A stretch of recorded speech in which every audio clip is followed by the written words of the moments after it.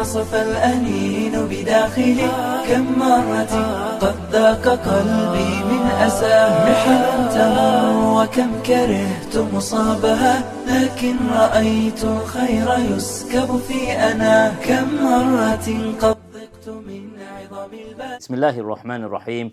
الحمد لله رب العالمين والصلاة والسلام على نبينا محمد وعلى آله وأصحابه ومن تبعهم بإحسان إلى يوم الدين. ما بعد. السلام عليكم ورحمة الله وبركاته.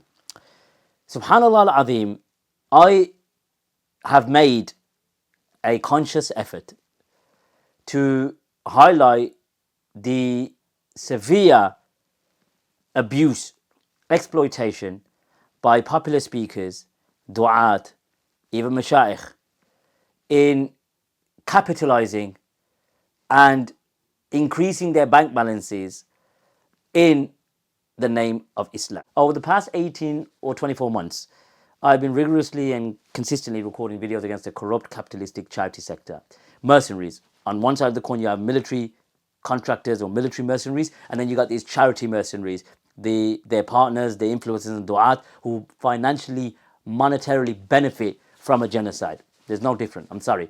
One exacerbates the murder and killing while making a profit, whilst making substantial money from this genocide. And the other side, you have those who supposed to be humanitarians, but they're also monetarily benefiting immensely from this particular genocide. So you're no different. You're two sides of the same coin as far as I'm concerned. Anyway, so I'll be dealing with another influencer and their lackeys in another video. I believe, as I said before, that this is the biggest fitna when it comes to exploitation of the deen of Islam. We've got many other fitnas, no doubt about it. We got the liberalization of Islam. We got those, subhanallah al-azim, who are on the verge of irtidad, apostasy. We got those brothers and sisters, or brothers in fact, who are unable to see their children, who are being manipulated, blackmailed, and the system is used against them and they're unable to see their children. That's another fitna. We have many fitan. So let's just say we have many fitan. But in terms of exploitation of the deen of Islam is this particular issue. And this is why I'm going to be consistently highlighting and recording videos on this particular matter. Now, Hamza's Den, over the last 2-3 months, if not longer, it was during Ramadan as well, that he launched a GoFundMe campaign. His stories changed. Initially, it was to start working on the Sunday market, and then all of a sudden, he got in touch with me after I made a post indirectly mentioning him, saying he has a debt of 50,000 total debt. I'm not going to play his videos. I've got ample videos in terms of a digital footprint, but he copy strikes channels, and brothers' channels have been shut down. So I'm not risking it. At the end of the day, we're going to show you that he spends most of his time doing ridiculous things, and he's supposed to be a da'i. Anyway, so I recorded a few videos asking for documentation, which is all right. He also said he's zakat applicable, which we have evidence for. I sent all the evidence to a mufti, and I've got a few fatwas which I'm going to share, showing you the Islamic position. I know Abdullah al-Andalusi has compiled a report. We're just waiting on that to be released. The fatwa will be released in conjunction with that. So once we review the report, obviously I'll send it to ulama and we'll go through it. I've already got a fatwa regarding, principally according to the usul, how Hamza has abused his position, and documentation, paperwork needs to be provided, because at the end of the day he's claimed that he's zakat eligible. How? I don't know. But the fatwa will highlight that as well. Bi'idhnillah al-kareem. It's a very lengthy fatwa with all the references, all the masadir. So it's just not the mufti mentioning it, and then obviously his students as well. So rest assured, the name will be given, as the name will be mentioned. So it's not to say that this will be anonymous. It will be mentioned, and likewise we would request the same in kind. Now Abdullah Andalusi has compiled this report, right?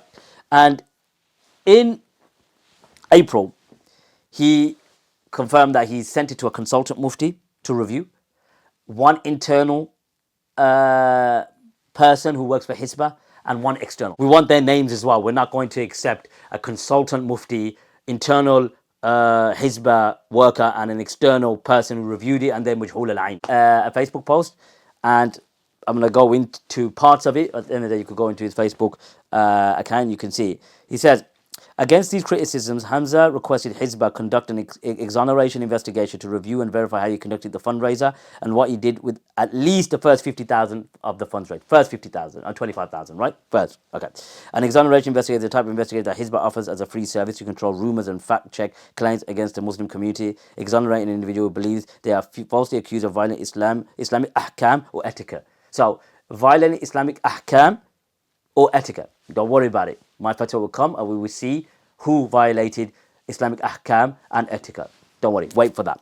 So, however, it should be noted that all exoneration investigators are contingent on verifiable facts that exonerate an individual. Yeah, that he presents to you. All the digital footprint, which is lies, his contradictions. As I said, I can't share them, but I've sent all the contradictions to the respected Mufti, whose name you're going to see once the report is released, once that gets reviewed. All of it is in due course. So, anyway, if there are no verifiable facts, or if the facts support the accusations, Hizbah can only report the facts. Facts, again, Hamza privatized all these contradictions for the last 2 years, right? Even his contradictions for the recent GoFundMe as well.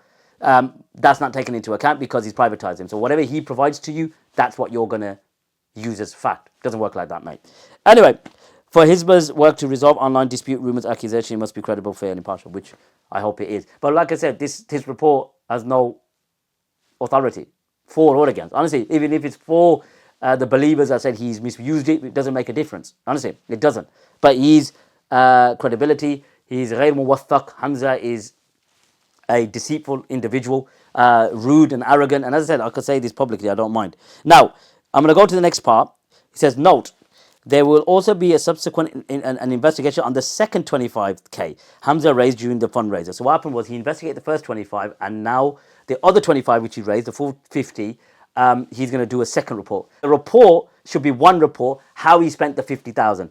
He's apparently £100,000 worth of debt, including all his bills. Apparently, your bills now are your debt. So he raised to 100,000. So first he said the total debt is 50. Honestly, I've done previous videos. Go check it out. So people naturally were saying, why didn't you just investigate the full 50? How did you spend the full 50? So he's going to do 25 and then another 25.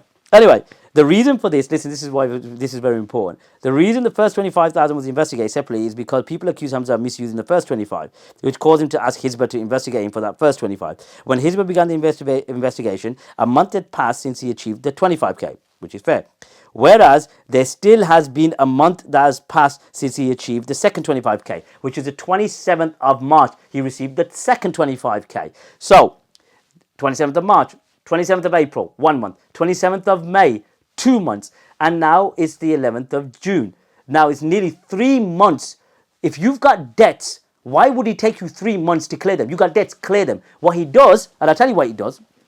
Hold on, let's just finish it up. It would seem to make sense that he be given the same chance twice a time period to actually spend this 25k as he was the first 25k before he approached again to see if he's willing to capital. He's had nearly 3 months to confirm where he spent the other 25k, right? Give him time. He's nearly had 3 months. If you've got debts, right? If you've got debts, you clear them. It's as simple as that. I've got debts. I need to clear them. Here you go. Shebang. Done. You know where the issue is? I'll tell you where the issue is. And this is where Hamza, over the last 2 years, he's been doing this GoFundMe, traveling business class when he's been in debt. He's been traveling many a times across the world. His own passport was full. How are you traveling all over the world? And we've got the in the archives. So rest assured, you know, Twitter ain't gonna ban me. Let me clarify Hamza's game, because it's a game for him. And we should change his name to Hamza's Debt. Okay? Now Hamza's debt. Because he's been in debt for the last 10 years. Can't manage his finances. Really, he should be filing for bankruptcy. Again, we don't want to get the law involved, but let me tell you something. Is he paying tax or VAT and whatever else? Anyway, let's get to the bottom of this. Hamza has a business. He buys stock. He buys stock on credit from his business partners or his creditors. So he gets all this stock, right? He's got a debt now, £7,000, this much £1,000. We've got the breakdown. So he's got this debt. So what happens is when you have this stock and the supply, that's why he's not zakat eligible, because he has to pay zakat on the stock, right? I've got evidence that he claimed he's zakat eligible. So now he's eating zakat. SubhanAllah, aib. Traits of a hayawan. Eats like a hayawan as well. Anyway, so now he's got this debt from his creditors. Tens of thousands of pounds. He ain't paying it. So what he does is he's in debt. He asked for a GoFundMe. We pay for the stock, right? We pay for the stock. He clears the debt from his creditors, so he hasn't paid a penny for those stock. He hasn't paid a penny for the stock. We've paid for it. So every penny that he makes from his business is 100% profit. That's what he's done. That's what he's done over the last 2-3 years. We've got the archive. GoFundMe after GoFundMe after GoFundMe. Him and Ben, I don't know how much he's been paying Ben. Ben's been eating as well.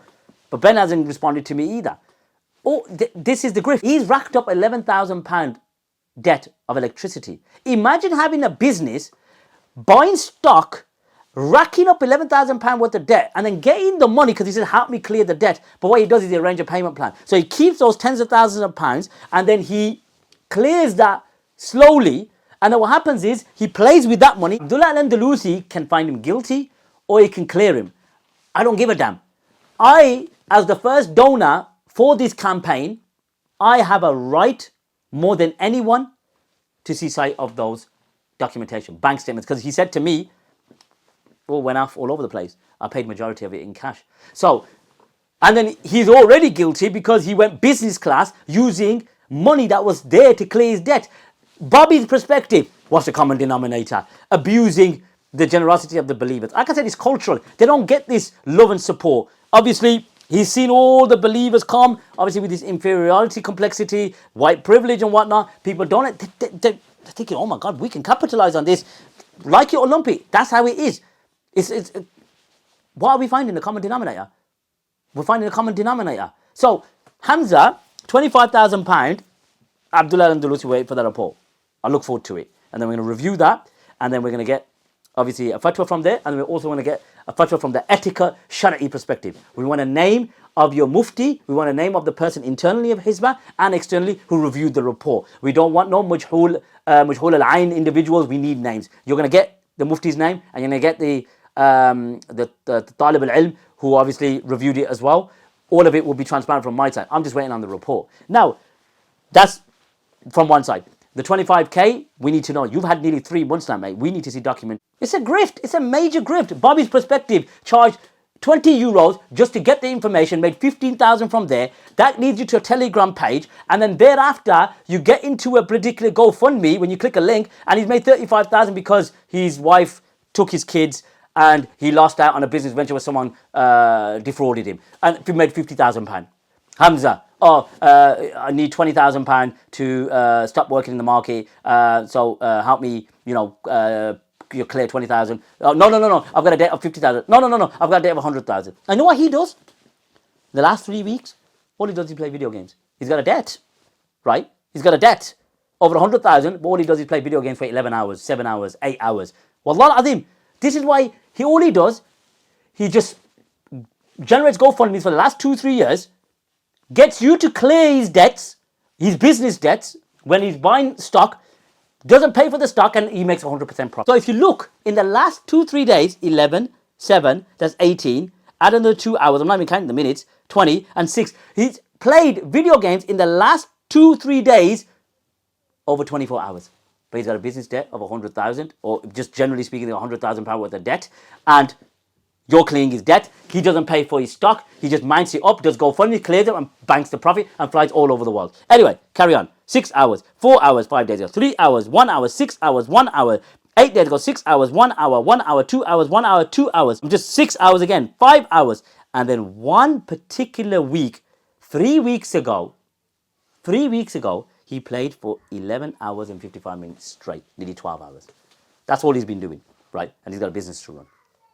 So where's the 25k, the other 25k? Where have you spent it? Mate, we're not holding up. I'm going to make more videos. This is a major fitna of our time. So take care of yourselves. Wa sallallahu ala nabiyyina Muhammad.